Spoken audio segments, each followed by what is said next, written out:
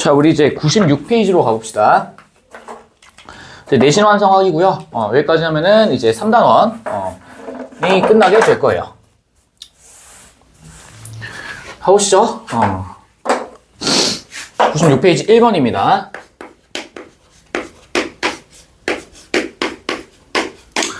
자, 보실게요. 영국에서 시작된 산업혁명으로 상품의 대량 생산이 가능해졌다 이렇게 나와있지?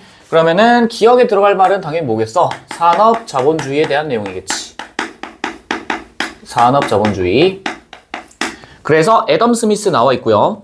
그 다음에 국가의 간섭을 최소화하는 니은을 주장했다. 아이고, 기억에 니은이 산업자본주의네요.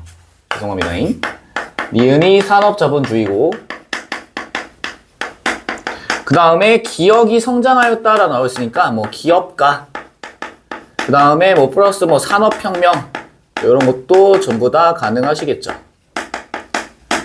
그 다음에 대공황의 발생으로 정부가 적극적으로 시장에 개입하여 시장 실패를 해결해야 된다라고 주장하는 수정자본주의가 등장했죠. 케인즈, 루즈벨트 대통령의 뉴딜 정책.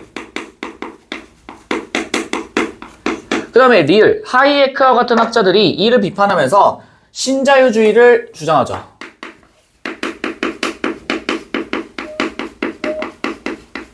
신자유주의. 그래서 기업이 발달하면서 빈부격차, 사회 불평등과 같은 사회 문제 맞고요. 니은을 아니요 뉴딜 정책. 뉴딜 정책은 어디? 여기입니다. 수정 자본주의. 같이 알고 계세요? 이것도 그때 우리 얘기했었습니다. 루즈벨트 대통령의 뉴딜 정책.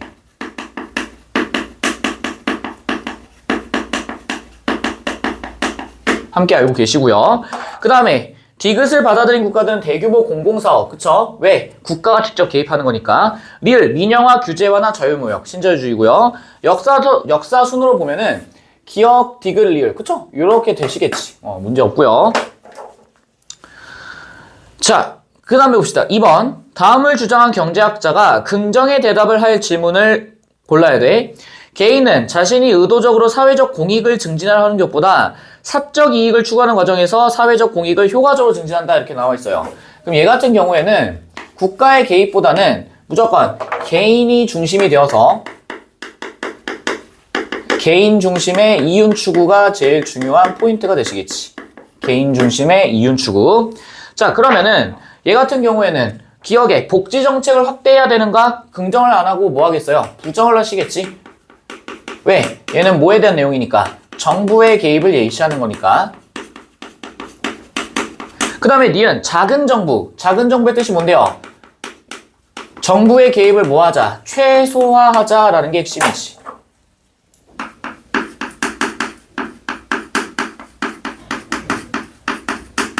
정부의 개입을 최소화하자. 그 다음에 디귿, 정부가 시장에 적극적으로 개입해야 되는가? 그럴 필요 없죠? 당연히 부정하실 겁니다. 그 다음에 리을, 개인의 경제 자유를 최대한 보장해야 되는가? 맞죠? 긍정하시겠지. 아우, 쓰기도 귀찮다요. 그래서 니은이랑 리을 골라주시면은 문제가 없겠네요. 자, 3번 봅시다. 기업과 니은은 각각의 경제 체제예요. 어떤 종류의 신발을 생산할지는 기업이 자유롭게 정합니다. 아, 그럼 얘 같은 경우에는 자유경제, 시장경제가 되시겠네. 3번에는요. 기업은 시장경제. 시장경제 체제가 될 거고. 그 다음에 니은은 보니까 어떤 종류의 신발을 얼마나 생산할지 정부가 결정하네요. 얘는 계획경제죠. 되시겠지? 그래서 기업에서는 자원이 효율적으로 배분된다. 맞고요. 1번. 그 다음에 시장 원리를 바탕으로 경제 문제를 해결한다. 맞고. 3번. 분배 평등, 계획경제. 생산수단의 대부분을 정부가 소유한다. 맞고. 니은은 기업과 달리 개인이 창의성을 발현하기가 쉽다. 어렵죠? 왜? 여긴 뭐니까? 정부 중심이니까. 개인의 창의성이나 이런 것들은 전부 다 무시될 수밖에 없습니다. 되시겠죠? 답은 그래서 5번 될 거고요. 4번. 이거 아까 했던 내용이네요. 4번은 뭐에 대한 내용이야? 시장경제체제를 기본으로 하되 시장경제체제를 기본으로 하되 플러스 알파로 뭐? 계획경제. 정확히 말해 계획경제라기보다는 정부의 개입. 정부의 개입. 그래서 얘를 우리는 혼합경제체제다 이렇게 불렀죠. 혼합경제. 그래서 기업. 정부는 불공정한 공정을 규제한다. 맞겠고 정부가 생산성의 재물을 소유한다. 안 되죠. 얘는 계획경제에 대한 내용이고 디귿. 다양한 욕구를 상세하게 발휘하기 어렵다. 안 돼요. 무조건 시장경제에서는 개인이 우선이 돼야 돼. 리을. 사회보장제도. 그쵸? 정부가 개입해서 복지제도 실시하는 거니까 답은 2번 되시겠지. 됐죠? 자, 5번 가봅시다. 별표 좀 쳐보자. 이런 문제를 좀 잘 풀어보셔야 될 거예요. 합리적 소비자인 갑은 A와 B 중 어느 것을 구매할지 고민 중이야. 비용과 편익을 딱 봐봐. A를 보니까 가격은 4만원이고요. 편익은 6만원이고 B는 가격 2만원, 편익 5만원입니다. 자, 그럼 가보자. 기억에 A 선택의 명시적 비용이라고 나와있죠. 명시적 비용. 그럼 이 명시적 비용은 내가 실제로 지출한 비용이지. 그러면은 A를 만약에 사게 되면은 나는 얼마를 소비하니까 4만원을 소비하게 되니까 이게 명시적 비용이 되겠죠. 그래서 기억은 맞는 말이 되겠지. 그 다음에 니은 A의 편익이 5만원으로 감소하면 갑의 선택은 달라집니다. 잘 보세요. 편익이 지금 A가 6만원인데 이게 얼마로 줄어든대요? 5만원으로 줄어들어요. 그럼 생각해봐. 이게 지금 A죠. 근데 B를 보니까 B도 얼마니? 5만원이죠. 그럼 편익이 어때? 서로 같지? 그럼 이럴 때는 편익이 서로 같기 때문에 편익이 동일해요. 그러면 A에 투입되는 비용과 B에 투입되는 비용을 고려해 보셔야겠지? A는 얼마야? 4만원. B는 얼마예요? 2만원이네요. 아, 그러면은 당연히 편익이 똑같으면은 비용을 세이빙하는 게 제일 중요하겠지? 그러면은 뭘 선택하겠어? B를 선택할 수밖에 없겠지. 맞아? 근데 잠깐만. 뭐야? B의 선택은 2만원이 되시겠지. 근데 잘 보세요. 여기 지금 나와 있는 게 A는 가격이 4만원이고 그 다음에 편익이 원래는 이제 6만원이야. 그 다음에 B 같은 경우에는 5만원에다가 여긴 얼마예요? 2만원이죠. 얘들 5만원. 다시 써드릴게요. 나도 헷갈린다, 야. 비용, 그 다음에 편익. A의 경우에는 얼마? 거기 4만원. 얘는 2만원이에요. 그 다음에 B의 어떤 편익.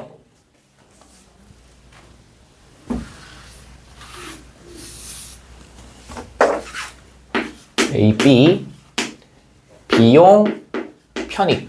요렇게 딱 적어놓고 A가 얼마야? 6만원. B는 얼마예요? 5만원이지. 자, 그럼 생각을 해보자. 이때 우리가 얻을 수 있는 가장 효율적인 선택은 뭐가 되겠어? 보세요. 비용이 지금 A가 4만원이야. 편익 6만원이야. 그러면은 우리는 비용, 편익에서 얼마를 빼는 게 제일 합리적이겠니? 편익에서 얼마를 빼는 게, 비용을 빼는 게 우리가 실질적으로 느낄 수 있는 실제 만족감이라고 얘기를 해보자고. 맞아? 그러면 얘는요, 얼마예요? 600이 4니까 얼마야? 2만원이 되시겠지. 맞아요? B는요, 비용은 2만원이고 편익이 5만원이네? 그럼 5만원 빼기 2만원 하시면 얼마? 3만원이지. 그러면은 당연히 여기 있는 사람은 누구를 선택하겠어? B를 선택할 수밖에 없다는 거야. 원래도. 근데 지금 보니까 어때요?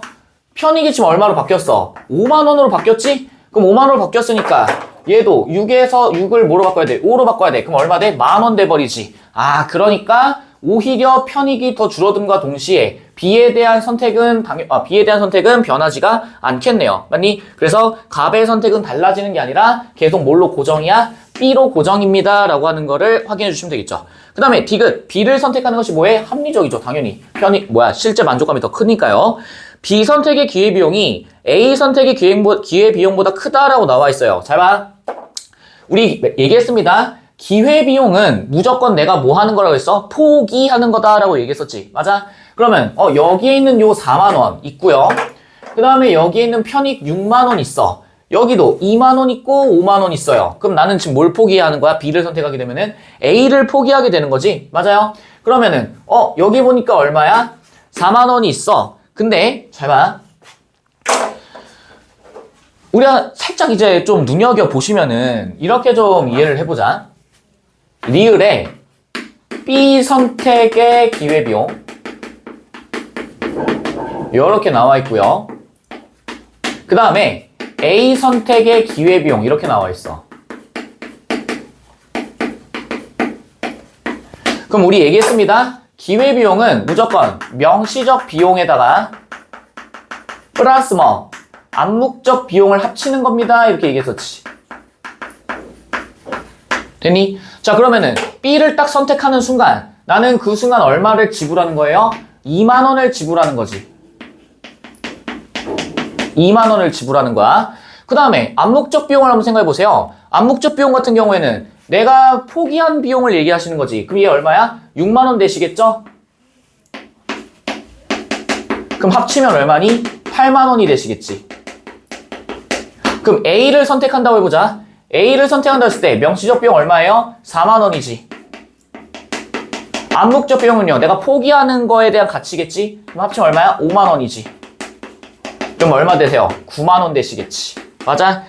그래서 B 선택의 기회비용은 8만 원, A 선택의 기회비용은 9만 원이 될 거야. 그래서 B 선택이 더 어때? 작습니다 라고 해줘야겠지. 그래서 크다에서 뭘로 바꿔주셔야 돼요? 작다라고 바꿔주시는 게 맞는 선지가 되시겠지. 됐죠? 그래서 답은 몇 번? 2번 되실 거야. 자, 6번 봅시다. 예방접종을 한 사람들이 많아지면은 감염병에 걸린 사람들의 비율이 줄어들면서 오히려 접종하지 않은 사람들도 감염될 가능성이 줄어들어. 이거 뭐예요? 다른 외부 요인에 의해서 영향이 바뀌어지는, 이거 뭐라 부르니? 긍정적 외부 효과. 긍정적 외부 효과. 그래서 답은 몇 번으로 가시면 돼? 2번으로 가시면 되겠지. 기업의 신기술 개발. 7번 기업의 책임, 이윤 추구 뭐 이런 것들 나와 있죠? 이건 뭐 틀리면 말도 안 되는 얘기죠. 노동자의 근로조건 게시하고요. 지역사회 공헌, 친환경 포장재, 생산비용 절감을 위해 신기술 도입한다. 이거는 뭐니? 지속가능한 발전에 상관이 있어? 없어요? 없어요. 이윤 극대화를 위한 것이기 때문에 리을은 제껴주시면은 답은 몇 번? 4번 되시겠지. 8번 최소한의 비용으로 최대 편익, 합리적 소비인데 사회 환경에 대한 공적인 행동이라는 인식이 증가해. 8번이에요. 인식이 증가하게 되기 때문에 얘는 뭐에 대한 내용이야? 윤리적 소비에 대한 내용이지. 답은 그래서 1번 가주시면 되겠죠. 자, 9번 가봅시다. 힘들어. 자, 9번 가보니까 이자를 받을 수 있는가에 대한 질문에 예금, 채권, 주식 세 가지 중에 하나를 골라보시는 거예요. 자, 그러면은 이자라고 얘기가 나와 있으니까 9번 같은 경우에 이자 받을 수 있는 거 두 가지 있어요. 뭐랑 뭐 있니? 첫 번째 채권, 그 다음에 뭐 예금, 요렇게 딱 두 개 있겠죠. 그러면 그 표의 상 아니오라고 적혀 있는 거는 뭐가 되겠어? 주식이 되겠네. 그럼 기억이랑 디귿이 채권이랑 예금 둘 중에 하나겠네요. 시세 차익을 기대할 수 있는가? 기억이 아니오라고 되어 있어. 시세 차익은 파는 거죠. 그러면은 나는 팔 수는 없는 것들에 해당하는 거는 뭐겠어? 예금에 들어가시겠지. 그리고 디귿은 뭐가 되겠어? 채권이 되시겠죠. 되셨죠? 자, 그 다음에 가에 대해서 기억은 아니요, 그 다음에 디귿은 아니요, 니은은 예라고 되어 있네. 주식에만 해당되는 내용인가 봐요. 그럼 1번 가보자. 기억은 국가나 기업을 운영하는데 필요한 자금을 조달하는 것이다. 예금이죠, 지금? 그래서 1번은 뭐에 대한 내용이야? 채권에 대한 내용을 하고 있는 거고요. 2번, 니은에는 요금을 예금과 저축성 예금이 있다. 얘는 예금에 대한 내용이지. 근데 니은은 지금 주식이죠. 3번, 니은은 기억보다 안전성이 높다. 아니죠? 얘는 뭐예요? 예금에 해당되는 내용이지. 4번, 디귿은 기억보다 유동성이 낮은 자산이다. 유동성 뭐라고 했어요? 현금으로 바꾸기가 쉬운 것들이라고 얘기했었지. 그래서 4번은 맞는 선지가 되겠고, 5번, 배당금을 받을 수 있는가에 대해서 니은 주식 들어갈 수 있죠? 5번은 들어갈 수 있다로 바꿔줘야겠지. 주식이기 때문에. 10번 가봅시다. A 상품이요. 확률은 100%야. 제공 수익률 5%, 기대 수익률 5%. B 상품은 50%, 빵 퍼센트, 기대 수익률 5%, 50%, 10%, 5% 이렇게 되어 있어요. 그럼 생각을 해보자. 이 말은 확률이 100%인데 제공 수익률이 5%고 기대 수익률 5%야. 근데 밑에 보니까 제공 수익률이 10%나 돼요, B상품이. 그러면 A상품의 경우에는 무조건적으로 확정이지. 그럼 이 말은 뭐야? 투자를 하는 데 있어서 리스크를 지려는 사람일까? 안 지려는 사람일까? 안 지려는 사람이겠죠? 로우 리스크야. 얘는 안정성을 높이기 위함이에요. 요렇게 체크해 놓으시고요. 그 다음에 B상품에다가 투자를 하는 사람은 둘 중에 하나는 0%, 10%, 그 다음에 5% 이렇게 나와 있어. 그러면 요 B상품 같은 경우에는 확률이 50대 50이야. 그럼 이건 어때? 하이 리스크예요. 그럼 이 사람은 뭘 추구하는 거겠어? 수익성을 추구한다. 이렇게 가능하시겠지. 되니? 그래서 1번 봐봐. A 상품에만 투자하는 사람은 적극적 투자겠니? 아니죠. 적극적이지 않고 안전성을 추구한다 가능하실 거고요. B 상품에만 투자하면 안전하니? 아니죠. 얘는 수익성을 높이는 거기 때문에 리스크를 지는 사람이고, 두 상품에 모두 투자한 사람 유동성. 잘 봐. 둘 다 지금 상품인데 얘들 같은 경우에는 일단 유동성은 무조건 어디였을 때만 가능해요? 예금이었을 때만 가능해. 근데 지금 보니까 어떠니? 수익이 보장돼요? 안 돼요? 수익 보장이 되지 않습니다. 특히 어떤 거는 B상품은 수익 보장이 안 될 가능성도 있어. 그래서 유동성을 중요하게 생각하지 않고요. 원금 보장을 추구하는 사람은 두 상품 모두 투자하지 않는다. 원금 보장을 생각을 한다면은 당연히 여기 보니까 A 상품에다 뭐 하겠어? 투자할 수밖에 없겠지. 왜? 무조건 100% 보장이거든. 그 다음에 B 상품에 투자한 사람은 A 상품에 투자한 사람보다 수익성을 추구하는 정도가 뭐 할 거다? 높을 것이다. 그쵸? 확인 가능하시겠지? 그래서 몇 번? 5번 되시겠죠. 되시겠죠? 굳이 따지면 얘는 예금 정도가 될 거고, 얘는 뭐 주식이라고 보시면 되겠지. 되셨죠? 11번. 금리가, 수업 주제가 가인데, 금리가 지속적으로 상승할 것으로 예상되자 예적금에 가입하고, 물가 하락하자 유동성이 높은 자산을 보유하는 사람이 늘어나. 이거 어떤 거겠어? 경제 환경이 계속 뭐 한다? 변화한다. 이런 얘기겠지? 그 답은 5번 해주시면 되겠죠. 됐죠? 자, 그 다음에 12번 가봅시다. 이에 대한 설명이에요. 캐나다에 대한 우리나라의 주요 수출입이야. 1위가 승용차, 수입은 석탄. 그 다음에 전기자동차, 기타 자동차 막 이런 식으로 되어 있지. 맞니? 그럼 가보자. 1번. 우리나라는 광물 자원이 풍부하다. 전혀 수입을 하는데 왜 많겠어? 우리나라 자동차 기업은 규모의 경제를 이룰 수가 있어. 이 말이 무슨 얘기야? 규모의 경제 아까 얘기했었어요. 내가 많이 팔면 팔수록 오히려 비용이 뭐한다? 줄어든다라고 얘기했었습니다. 기억해. 그걸 몇 번이야? 12번. 규모의 경제는 생산을 많이 하고 있어. 생산을 많이 하는데 오히려 비용이 뭐 된다? 줄어든다라고 얘기했었지. 근데 왜 그럼 여기선 규모의 경제를 달성할 수 있는 건데, 생산이 많아지는데 다 어디에 지금 몰빵이 되어 있어요? 거의 자동차에 몰빵되어 있지? 그럼 자동차로 벌어들이는 이윤이 굉장히 높아질 수밖에 없어. 그러면 이미 어느 정도 공장도 갖춰져 있을 거고, 그 다음에 어느 정도 전부 다 세팅이 되어 있는 상태이기 때문에 추가적으로 드는 비용은 뭐 할 수밖에 없어? 줄어들 수밖에 없어요. 그래서 다음 몇 번이야? 2번 되시겠지. 캐나다는 풍부한 노동력에 상관없죠. 석탄, 구리, 철광 이런 것들인데 얘들은 원래 있던 어떤 자원 가지고서 했던 거겠고. 4번. 우리나라는 캐나다에 비해 석탄의 비교 우위. 이거 가지고는 알 수 없어요. 근데 우리가 수입을 하고 있으니까 얘 같은 경우는 비교 우위가 있다라고도 할 수가 없고요. 5번. 캐나다는 우리나라에 대해 자동차의 비교 우위. 자동차의 비교 있으면 지들이 만들어야지. 안 그래? 그래서 답은 2번 되시겠죠. 자, 13번 가봅시다. 요것도 똑같은 문제네요. 옷이랑 자동차 있습니다. 옷이랑 자동차. 그 다음에 가랑 나가 이렇게 되어 있어요. 여기 3명, 여기 9명, 여기 2명, 그리고 여기 4명이야. 자, 그러면은 맞아, 읽어보니까 갑국은 옷 생산에, 을국은 자동차 생산에 비교 우위가 있고요. 그래서 비교 우위를 가지는 제어만을 특화해서 두 국가끼리 교역을 하기로 했대. 그리고 전부 다 200명으로 고정이야. 그럼 생각해보자. 우리 이제 얘기해봐야지. 여기 가랑 나 중에서 옷이랑 자동차를 딱 비교해보니까 어디에다가 더 적은 비용을 투자하고 있니? 나 국가가 더 적은 비용 투자하고 있네? 그럼 나는 가에 비해서 무엇이 있다? 절대 우위가 있습니다. 문제 없습니다. 근데 우리가 확인하고 싶은 건 뭐야? 비교 우위지? 그러면은 표를 다시 그려봐야겠죠?